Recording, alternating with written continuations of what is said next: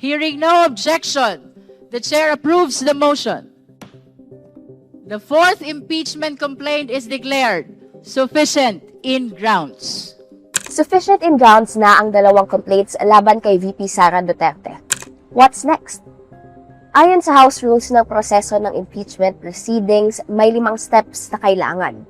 At dahil tapos na sa determination of sufficiency in grounds, dadako na ang Justice Panel sa hearing.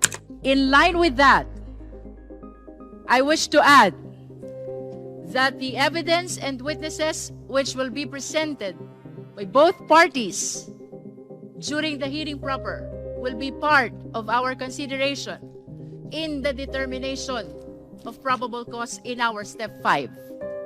Sa pagdinig, inaasahan ding tatalakayin ang posibilidad ng pag-issue ng subpoena para sa karagdagang dokumento, gayon din ang usapin ng protective custody alinsunod sa mosyon ni Chel Jokno. Samantala, iginiit ng komite na kinakailangang maibisuhan ang respondent at mabigyan ng pagkakataong makilahok sa mismong pagdinig bilang bahagi ng kanyang karapatan sa due process. This will be a mini trial, should I say, no? Because the full-blown trial will happen in the Senate. Sa hearing, ang mga complainants o yung mismong nag-file ng impeachment complaints ay magpe-present ng kanilang evidences at witnesses per ground ng reklamo. Ganon din, mabibigyan ng pagkakataon ang respondent, si VP Sara, na i-present ang kanyang evidences at witnesses bilang parte ng proseso. Pero paano kung hindi pumunta ang vice-presidente?